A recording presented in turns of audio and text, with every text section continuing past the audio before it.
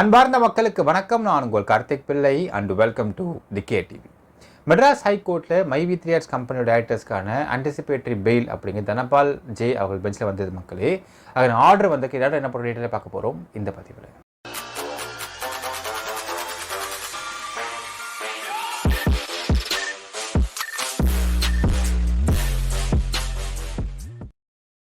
மெட்ராஸ் ஹைகோர்ட்டில் தனபால் ஜே அவங்களோட பெஞ்சில் மைவி3ஆர்ட்ஸ் நிறுவனத்தின் 71 டைரக்டர்ஸ்க்கான ஆன்டிசிபேட்டரி பெயில் அப்படிங்கிறதுக்கான விசாரணை இப்போ சென்றது மக்களே. அதற்கான ஆர்டர் அப்படிங்கிறது வந்திருக்கு. அந்த ஆர்டர் என்ன போட்டிருக்காங்கன்ற ஃபஸ்ட்டு பார்த்துக்கலாம் மக்களே. அதாவது ஃபஸ்ட்டு பேர் என்ன சொல்கிறாங்கன்னு பார்த்தீங்கன்னா, இது ரொம்ப சென்சிட்டிவான விஷயமா பார்க்கணும். சென்சிட்டிவ்ன்றதை தாண்டி டீட்டெயிலாக பார்க்கணும். ஃபஸ்ட்டு பேரா ஒரு வார்த்தை போடுறாங்க.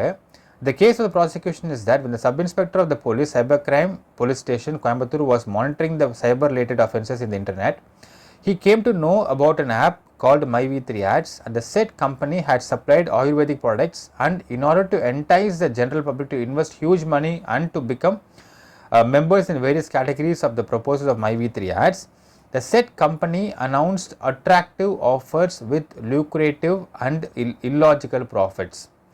The main accused A23 Sakti Anandan started 19 new firms in various districts along with 70 other accused persons and totally collected the amount in various categories from public to the tune of 2,533 crores. Hence the case. அது நான் வந்து தமிழில் அவங்க சிம்பிளாக சொல்கிற மக்களே. First பேரா ஒன்லியே இந்த கேஸ் எப்படி போடப்பட்டது அப்படின்னு தெளிவுபடுத்தியிருக்காங்க. அதாவது உங்களுக்கு கோயம்புத்தூர் சைபர் கிரைம் போலீஸில் சப் இன்ஸ்பெக்டர் ஒருவர் அவர் ஜென்ரலாகவே எல்லா ஆப்ஸையும் செக் பண்ணிட்டுருக்கிறப்போ Myvi3Ads அப்படிங்கிற ஒரு ஆப்பு ஆயுர்வேதிக் ப்ராடக்ட் சப்ளை பண்ணிட்டுருந்துருக்காங்க ஜெனரல் பப்ளிக் அப்படின்னும், பப்ளிக் அதிகமாக அதை வந்து வாங்கணும் அப்படிங்கிறதுக்காக அவங்களுக்காக லுக்ரேட்டிவ் ஆஃபர்ஸும் அண்ட் இல்லாஜிக்கல் ப்ராஃபிட்டும் அதை மென்ஷன் பண்ணுறதாங்க அப்படின்னும், அதை விசாரிப்பதற்காகத்தான் இந்த ஒரு கேஸ் போடப்பட்டது அப்படின்னு ஃபஸ்ட்டு பேரா மென்ஷன் பண்ணிருக்காங்க. இப்போ நீங்கள் 2-3 விஷயம் இங்கே பார்த்துடலாம். சைபர் கிரைம் டிபார்ட்மெண்ட் ஒரு ஆப்பை செக் பண்ணுறாங்க. அந்த ஆப்பில் வந்து இல்லாஜிக்கல் ப்ராஃபிட்லாம் வந்து போட்டிருக்கிறாங்க, லுக்ரேட்டிவ் ஆஃபர்ஸ்லாம் போட்டிருக்காங்க. அப்படின்னால் இப்படிப்பட்ட ஆஃபர்ஸ் இந்த நபர் எப்படி கொடுக்க முடியும் அப்படிங்கிறதை எடுத்து விசாரிக்கிறாங்க. அப்படின்னால் அதை விசாரித்து விட்டு அந்த நபர்கிட்ட இதை பாருங்கள், இந்த மாதிரி ஆஃபர்ஸாக நீங்கள் போட்டிருக்கிறீங்க, இந்த ஆஃபர்ஸ்லாம் இல்லாஜிக்கலாக இருக்குது, இந்த ப்ராஃபிட் இல்லாஜிக்கலாக இருக்குது, இந்த மாதிரி ஆஃபர்ஸ் அண்ட் ஸ்கீம்ஸை நீங்கள் வந்து கொடுக்கக்கூடாது, நாளைக்கு இது வேறு மாதிரி பிரச்சனை விட்டுறக்கூடாது அப்படின்னு சொல்லிட்டு அவர்களை ஸ்கீம்ஸ் அண்ட் ஆஃபர்ஸை மாற்ற சொல்லி அவங்க வந்து சஜஸ்ட் பண்ணுவாங்களா, இல்லை இந்த கம்பெனி இழுத்து மூடுறதுக்கு பார்ப்பாங்களா அப்படிங்கிற முதல் கேள்வி இருக்குது. ஏன்னா கேட்குறேன்னா, இதை பார்க்குறது ஒரு சப் இன்ஸ்பெக்டர். ஏன்னா செகண்ட் பார்ட்டில் போட்டிருக்காங்க அந்த விஷயத்தை. இதை பார்க்க சப் இன்ஸ்பெக்டர் பார்த்துட்டு இந்த விஷயத்துக்காக ஒரு கேஸ் போட்டுட்டு EOWக்கு மாற்றி எதற்காக நீங்கள் இந்த இடத்துல பட்ஸ் ஆக்டை போட்டு பட்ஸ் ஆக்டின் மூலிமா ஏன் நீங்கள் வந்து கம்ப்ளைண்ட்ஸ் எதிர்பார்க்குறீங்க அப்படிங்கிற ஒரு கேள்வி இருக்குது. போட்டது என்ன? லுக்ரேட்டிவ் ஆஃபர்ஸும் இல்லாஜிக்கல் ப்ராஃபிட்டும் இவங்க லாங் ரன்னில் கொடுக்க முடியுமா அப்படிங்கிற சந்தேகம் உங்களுக்கு எழுகிறது.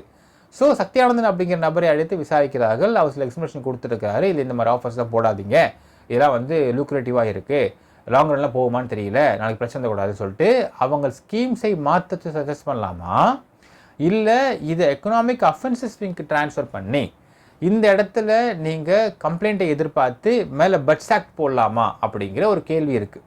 ஏன் அந்த கேள்வி சொல்கிறா மக்களே, ஹானரபிள் ஹைகோர்ட் தனபால் ஜே கேட்குறாரு, how come BUDS act get attracted அப்படின்ற கேள்வி கேட்டிருக்காரு. இதில் பட்ஸ் ஆக்ட் அப்படிங்கிறது தான் உங்களுக்கு EOWக்கு ட்ரான்ஸ்ஃபர் பண்ணதுக்கான ஒரே ஒரு ப்ராசஸ். இப்போ பட்ஸ் ஆக்ட் ஏன் வருது அப்படின்னு கேட்டிங்கன்னா, அதாவது உங்களுக்கு டெபாசிட் ஸ்கீம் அப்படின்னு, உதாரணத்துக்கு நீங்கள் இவ்வளோ அமௌண்ட்டை இவ்வளோ பணத்தை எங்ககிட்ட போட்டுருங்க, உங்களுக்கு பேங்க் கொடுக்க முடியாத வட்டி, யார் கொடுக்க முடியாத வட்டி, இத்தனை வட்டி இல்லாமல் நாங்கள் ஒரு தனி வட்டி மேலே வட்டி போட்டு ஒரு சிறப்பான வட்டியோடு உங்களுக்கு திரும்ப காசு கொடுக்குறோம் அப்படிங்கிற வார்த்தை எங்கேயாவது சொல்லப்பட்டிருக்கிறதா அப்படிங்கிற கேள்வி கேட்டிருக்கா தனபால் ஜே அவர்கள். இந்த மாதிரியான ஒரு ஆஃபர்ஸ் இருந்தால், இந்த மாதிரியான ஒரு வார்த்தைகள், இந்த மாதிரியான ஸ்கீம்ஸ் இருந்தால் தானே நீங்கள் பட்ஸ் ஆக்டே போடணும். உள்ள எப்படி பட்ஸ் ஆக்ட் நீங்கள் போட்டிருக்கிறீங்க அப்படின்னு கேள்வி கேட்டிருக்காரு. அஃப்கோர்ஸ் அந்த விஷயங்கள், அந்த அப்சர்வேஷன்ஸை இங்கே ஆர்டரில் கொண்டு வரல. ஆனால் இந்த இடத்துல வேறு சில விஷயம் கொண்டு வந்துருக்காரு மக்களே. அதாவது இந்த இடத்துல பட்ஸ் ஆக்ட் அப்படிங்கிறது இல்லை என்றால் EOWக்கு மாற்றிருக்க வேண்டிய அவசியம் கிடையாது. அண்ட் இந்த இடத்துல கம்ப்ளைண்ட்ஸ் எப்படி வந்திருக்கு அப்படிங்கிற கேள்வி அவங்க போட்டிருக்காரு. அது வந்து 6th பேரில் பார்க்கலாம் மக்களே. 6th பேரில் சொல்கிறாரு,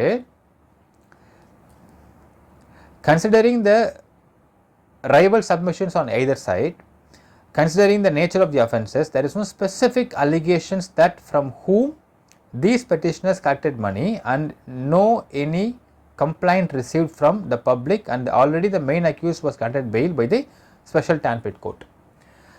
அதாவது எப்படி வந்திருக்கிறது கம்ப்ளைண்ட் பார்த்தீங்கன்னா, சார் நான் உள்ளே வந்து இந்த பணத்தை மைவி3 ஆட்ஸ் வந்து பணம் போட்டேன், நான் இவ்வளவு ஆட்ஸ் பார்த்தேன், இந்த ஆட்ஸில் இவ்வளோ அமௌண்ட் என்னுடைய ஆப்பில் காட்டுது, இந்த அமௌண்ட் எனக்கு இன்னும் வரல, வாங்கி கொடுங்க. இதுதான் கம்ப்ளைண்ட். ஸோ இந்த மாதிரி கம்ப்ளைண்ட் அப்படிங்கிறதுக்கு எப்படி பட்ஸ் ஆக்ட் அட்ராக்ட் பண்ணும் அப்படின்னு தான் கேட்குறாரு நீதிபதி அவர்கள். அதாவது நான் ஆட்ஸ் பார்த்தா எனக்கு வந்து ஒரு பேமெண்ட் வரும், சம்பளம் வரும், இந்த சம்பளம் இன்னும் எனக்கு போடலை, சம்பளத்தை வாங்கி கொடுக்க. இதுதான் கம்ப்ளைண்ட். அண்ட் நான் வந்து அவர் கேட்குறாரு, இந்த கலெக்ட் பண்ணாங்க money, okay, why did they கலெக்ட்னு கேட்குறாரு. எது கலெக்ட் பண்ணாங்க? ஃபார் கெட்டிங் ஆயுர்வேதிக் ப்ராடக்ட்ஸ் கொடுத்துட்டாங்கல்ல. அப்போ இது எப்படின்னா பணம் கொடுத்து ஒரு பொருளை வாங்குற கணக்கு தானே வருது. How come this falls and deposit scheme அப்படின்னு ஒரு கேள்வி கேட்டிருக்காரு மக்கள். இந்த இரண்டு கேள்விகளும் இந்த இரண்டு பேராக்களும் இந்த ஒரு ஆர்டரில் மிக முக்கியமான ஒரு விஷயமாக பார்க்க வேண்டும் மக்களே. அதாவது பட்ஸ் ஆக்ட் அப்படிங்கிறது இது உள்ள அட்ராக்டே ஆகாது. சென்னை உயர்நீதிமன்றத்திற்கு மேலே சுப்ரீம் கோர்ட் தான் இருக்கிறது. சென்னை உயர்நீதிமன்றம் கொடுக்கக்கூடிய அப்சர்வேஷன்ஸ் அப்படிங்கிறதை டான்பிட் கோர்ட் ரொம்ப ஈஸியாக அதை அப்சர்வ் பண்ணுறாங்க. ஏதாவது இன்வெஸ்டிகேஷன் ஆரம்ப காலகட்டங்களில் இருந்ததுனால இது எதையும் டான்பிட் கோர்ட் பார்க்காமல் இருந்திருக்கலாம். ஆனால் இந்த வழக்கு சார்ஜ் ஷீட் போடப்பட்டு இது சார்ஜ் ஷீட் நம்பர் ஆகி டான்பிட் கோர்ட்டில் விசாரணைக்கு வந்ததுனால் இதை ஈஸியாக இந்த கேஸ் வந்து உடைந்து விடும் அப்படிங்கிறதுக்கு இந்த இரண்டு பேராக்கள் உதாரணமாக பார்க்கலாம் மக்கள். இப்போ ஏன் அப்படின்னு பார்த்தீங்கன்னா, இவங்களுக்கு ஒரு பக்கம் பட்ஸ் ஆக்ட் அட்ராக்டே ஆகாது. வரக்கூடிய கம்ப்ளைண்ட்ஸ் வந்து பட்ஸ் ஆக்டில் இந்த கம்ப்ளைண்ட்ஸ் வருதான்னு பார்த்தா அதுவும் இல்லைன்னு தெளிவுபடுத்தியிருக்கிறாங்க. No complaints received.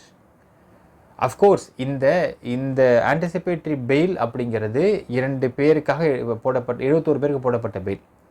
இதில் 71 பேர் மீது எந்த ஒரு கம்ப்ளைண்ட்டும் வரல. Of course it is not done. And பட்ஸ் ஆக்டே இது உள்ளே எப்படி வரும் அப்படிங்கிற கேள்வியும் கேட்டிருக்கிறாங்க.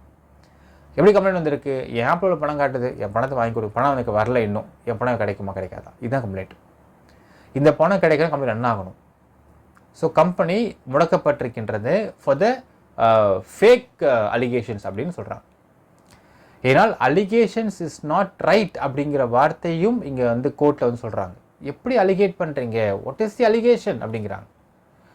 ஸோ இதன் அடிப்படையில் என்ன ஏபி கொடுத்துருக்காங்கன்னு பார்த்தீங்கன்னா மக்களே, அந்த சம்மந்தப்பட்ட அந்த நபர்கள் டான்பிட் கோர்ட்டில் வந்து 2 பேர் ஷூரிட்டி நிப்பாட்டி 10,000 ரூபாய் பாண்டு கொடுத்து ஏபி எடுத்துக்கலாம்.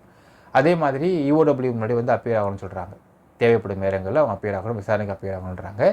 ஸோ இந்த கிரவுண்ட்ஸில் ஏபி கொடுக்கப்பட்டிருக்கின்றது. ஸோ ஃபஸ்ட்டே சொன்ன மக்களே, இது வந்து பட்ஸ் ஆக்ட்குள்ளே வராது.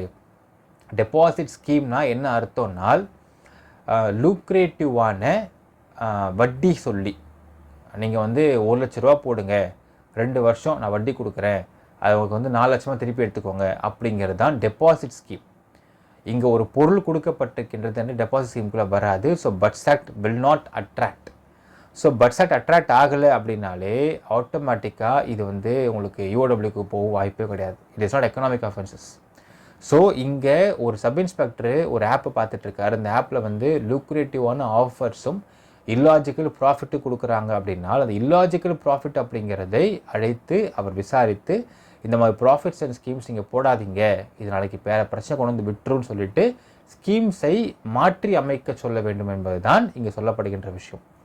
அதற்கு பதிலாக இதில் பட்ஸ் ஆக்டை போட்டு யூஓடபிள்யூக்கு மாற்றப்பட்டு யூஓடபிள்யூக்கு மாற்றி இந்த கேஸ் இத்தனை மாதம் இழுத்தடிக்கப்பட்டு கொண்டிருக்கின்றன அப்படின்னால் ஆன் ஹூஸ் ரெஃபரன்ஸ் ஆர் யார் ப்ரெஷர் பண்ணுறாங்க, பின்னாடி யார் இருக்காங்க அப்படிங்கிறது விசாரிக்கப்பட வேண்டும். நினைக்கின்றது கமெண்ட்டில் மென்ஷன் பண்ணுங்கள். நன்றி, வணக்கம்.